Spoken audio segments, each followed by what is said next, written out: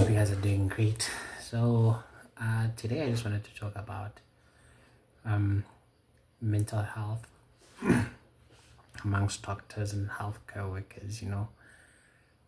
My history when it came to this was very interesting, man, and it's because for a lot of us we don't get exposure, right? We don't get exposure to how this degree actually is or how this qualification actually is, right? We didn't do a lot of shadowing, when we were still in high school, wishing we were doctors and things like that. So there are a lot of things that we didn't get to see and we were shielded from, right? So I remember entering first year. Man, in first, even the university still loves you in first year. And I remember one of the talk we had, they brought this amazing doctor. He's a neurosurgeon, right? So, the reason why I'm studying medicine actually now is because of a neurosurgeon from America called Dr. Benjamin Carson. He's the one guy who influenced my decision a lot to study this degree. So this guy, after Dr. Benjamin Carson, was the second neurosurgeon that I know, and I remember watching this guy, man, and um, looking at myself in the future. Yeah, one day you can be that guy. I remember there was a statement that he said.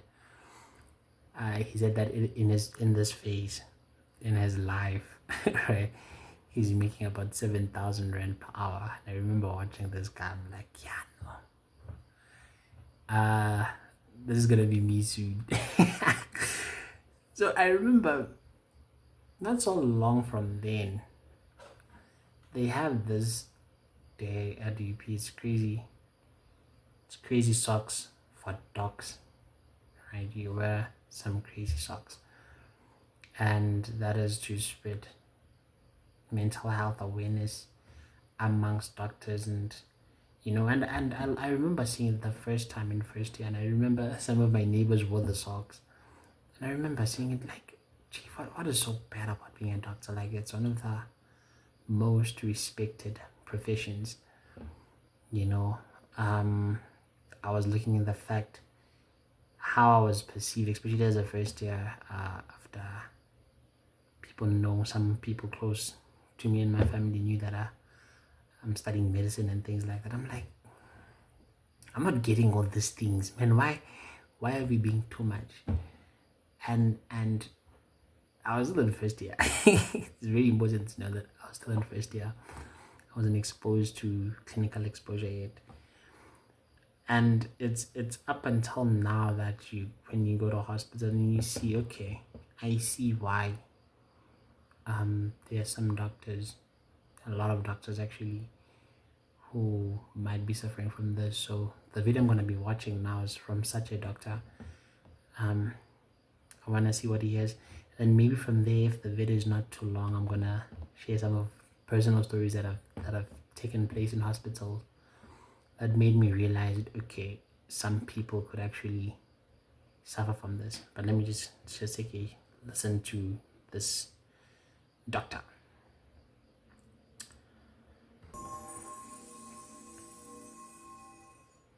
My name is Dr. Jake.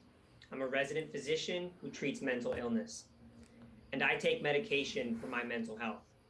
And by the way, I'm proud of it. With sweaty palms and trembling hands, I posted this on social media a few months ago. The post was accompanied by a selfie of me wearing scrubs with a pill in my mouth and an explanation of why I posted it. So why on earth would I post that? Well, to begin to answer that question, let's go back 20 years. You see, when I was growing up, I always knew I was going to be a doctor. Like most kids, though, I also wanted to be a professional soccer, hockey, football player, as well as an astronaut, a paleontologist, and a Power Ranger. But those were going to be my side gigs, because my main gig was going to be a physician. I didn't come from a family of doctors. In fact, I only knew two doctors growing up: my pediatrician and my best friend's dad, who was an OBGYN. But the doctors that I knew and the doctors I saw on TV and in movies, they were superheroes in my mind. Doctors saved lives. Doctors were there for people at their lowest point, their rock bottom. And I wanted to be there for my patients like that. Growing up, I never saw a doctor open up about their mental health. Never. Especially opening up about taking medications for their mental health. Not in movies, not in TV, not in person, never. I believe that by working exceedingly long hours in stressful environments, doctors built up a protective armor that shielded them from any weaknesses or mental health issues. My superheroes didn't experience mental health issues. Doctors just didn't get depressed, and I was going to be a doctor. As I grew up and I entered college, I began to see how difficult following my dream was going to be. The road to becoming a physician is full of obstacles that are set up to weed out the masses so that only the select few can make it through. From organic chemistry to the MCAT exam to the hundreds, maybe thousands of tests that you have to take between college and medical school, it can be grueling, competitive, and exhausting. But I protected my dream at all costs, even at the cost of my own mental health. I remember during my junior year, while I was studying for the MCAT in a library, my phone rang. I ignored it. It rang again. Again, I ignored it. The third time, I answered it. My housemate was on the other line. He said, "I've got bad news, man. Sean ended his life." Sean was my friend in college. He was in my fraternity, and I had no idea he was struggling. This was the first time that I experienced the repercussions of mental illness and the stigma that prevents people from seeking help and prevents myself and others from recognizing someone who was struggling. I coped with this loss the only way I knew how. I kept working. I kept studying. I didn't grieve. As the months progressed and the stress of the MCAT built, I began experiencing insomnia, taking hours to fall asleep and exceedingly high stress levels. But I kept it to myself and I grinded on because doctors don't get depressed and doctors don't have anxiety, and I was going to be a doctor. Fast forward a year or so and things were not looking so hot for me. My MCAT score wasn't great despite putting in hundreds, maybe thousands of hours of studying. I was receiving rejection letter after rejection letter from medical schools, and it felt like my dream of becoming a doctor was slipping away. Around this time, I started experiencing more sleep difficulties, as well as chest pain and shallow breathing. I scheduled a doctor's appointment. They did a physical exam on me, they ran blood tests, everything came back normal. I was relieved, but the symptoms, they continued. I went back to the doctor. He told me something that I will never forget. "What you're experiencing is likely anxiety," he said. "Your medical workup was normal, your symptoms, the stress that you're under, I believe you are experiencing anxiety." Anxiety? There was no way. I couldn't have anxiety. Doctors don't have anxiety, and I was going to be a doctor. Over the next year or two, I continued on my grind to get into medical school, despite the universe telling me no. I graduated college with a stack of med school rejection letters and a dream that started to feel like a long shot. Nevertheless, I protected that dream. I had to apply to medical school again, and that is expensive. I began working odd jobs to earn some money. I worked in a restaurant, I worked in a bar, I drove Uber. For the record, waiting tables and driving Uber were some of the most valuable experiences in my entire life, providing me with essential interpersonal skills that are necessary to become a doctor. During this period, I studied for the MCAT a second time, learning from all the mistakes I made the first time. I worked smarter, not harder. Eventually, I moved home with my parents, and I'm so thankful that they allowed me to do that. I worked as an ophthalmology technician, and I gained some healthcare experience. Months later, I got the call that changed my life. "Jake, you've been accepted to medical school. You are going to be a doctor." I did it. I was going to be a doctor. I just had to get through 4 more years and roughly 10,000 hours of studying to learn everything about the human body, all while preparing for multiple 9-hour board exams that determined my specialty and invest $350,000 of money that I didn't have to fund that dream. Piece of cake. There were times in medical school when I felt like I had everything under control, but there were times when things felt chaotic and dark. During my third year, I found my passion for psychiatry. Although I didn't seek professional help for my own mental health, I found myself in a clinic helping others with their mental health, and I loved it. I worked in a methadone clinic. I witnessed people overcoming tremendous odds to find sobriety. When I talked with these patients about their life, when I listened to their stories, I connected with them. This field fulfilled my childhood dream. Psychiatrists help people at their rock bottom. They build people up and they save lives.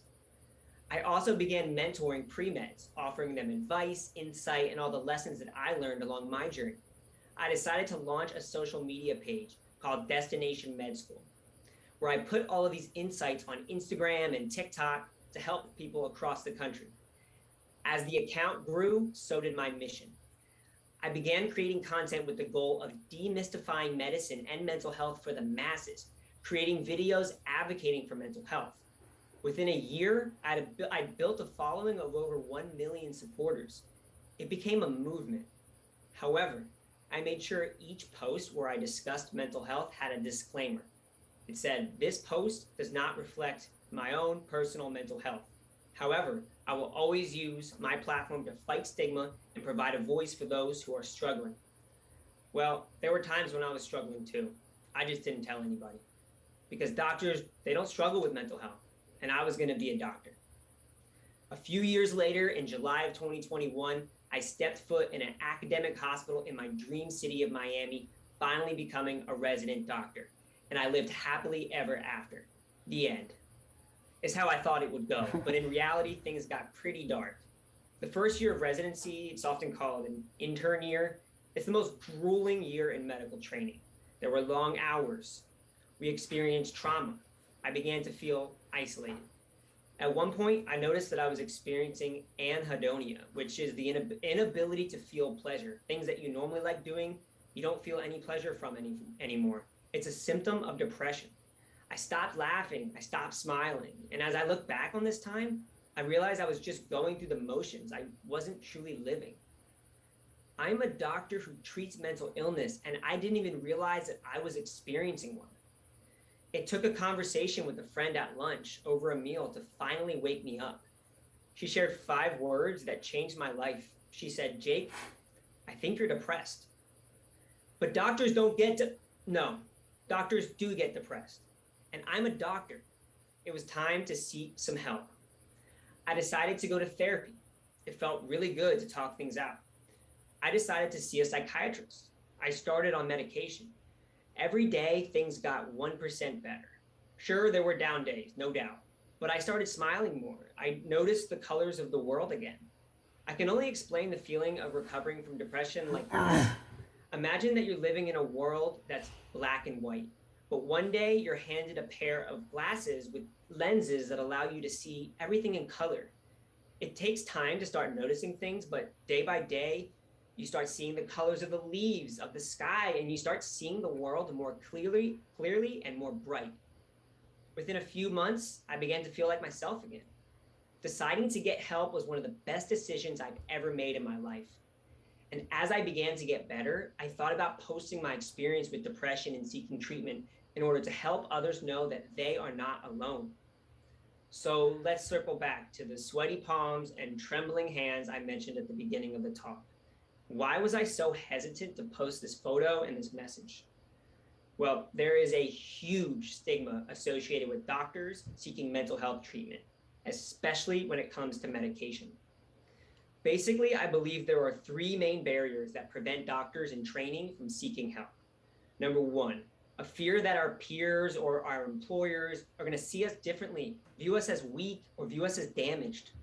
Number 2, there's a culture that begins way before med school that doctors are supposed to be able to perform at the highest level in the most stressful situations with superhuman strength and composure. Number 3, this is a big one. There's a fear that we will be unable to receive medical license in states that require doctors to disclose if they've ever received treatment for a mental illness. We are afraid for social, cultural, and legal/professional reasons. So why did I post it? Trust me, it would have been way easier with way less drama to take a conservative approach about posting about mental health from a distance, never taking a lead role in this movie. But I didn't go down that route. I shared my story to be the doctor that I needed to see when I was young, dreaming about what my life would look like as a physician. I'm not a superhero. I'm a doctor. I'm a human being. And I have struggled with mental health issues. And that's okay.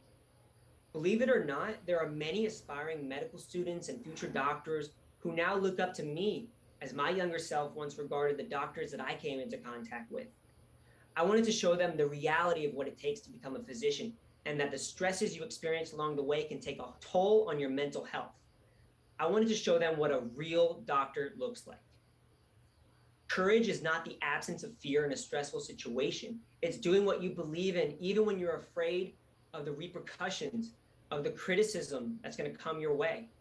It's taking the hard road when the easy path would be so much easier. Real superheroes know when to reach out for help and are not afraid of stigma or discrimination. I hope I showed them that you don't need to be some kind of machine impervious to pain or doubt or weakness to become a doctor. I did it for them. I did it for me. And I did it to move the culture towards a healthier and more compassionate direction.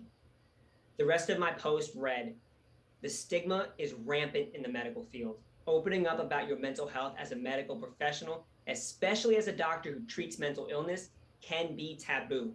As a doctor training to be a psychiatrist, most in the field would have counseled me against making this post. Many would view it as a risk for my career. But I didn't join this field to maintain the status quo.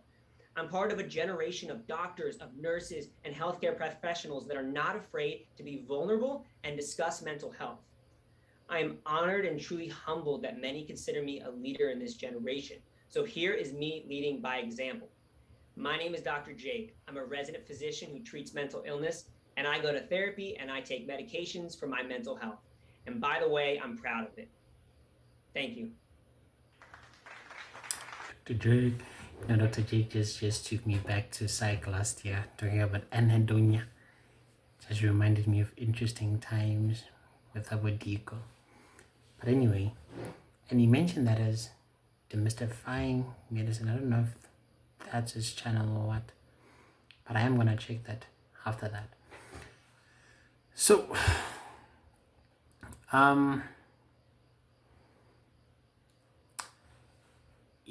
like I said, man, I think I saw a lot in terms of hospital itself, things that can push over the edge of the degree itself. That could push over the edge. I've had talks with my seniors at some point, and I remember not understanding, man. He was explaining to me how he wished they had more psychologists for us to speak with, because he was going through some certain things that he had seen in hospital and he was never prepared to see. And there are certain things that I think they affect you. They do, because we go into medicine thinking that we are here to save lives, and so you find certain realities that make you question this whole degree, that make you question this whole this naive sounding young doctor who's just going to be passionate about helping people, and you see it and you start questioning yourself, So the important thing, though, with regards to mental health, I think it's very important that it's made to be widespread, right? I think it's very important that as students we drop the stigma that a person doesn't have to or must try to contain their mental health struggles, right? I do believe that if you think you are suffering from it, you should actually go seek professional help. It is very important. It's paramount for your education. The people I've tutored, and when they came into university, I remember during their first years, this is one of the things they struggled with, and I really wasn't able to talk to them and help them through that. But one of the things I at least tried for them to go do is go talk to a psychologist if possible. And there are some that were produced by the school, though it's very hard to get them, right? But it is important to try that route out and try um, to help yourself mentally, because when you're disturbed mentally, man, it's yeah, these degree can be a drag. So I just want to talk about today, man. Take care of yourself, speak to someone, get help if you need it. Get help early. Um, there's so much more I wanted to say with regards of things I saw, but this video is too long. Get help as soon as possible if you need it. And let's not make getting help for mental health a stigma. Thank you for watching this video.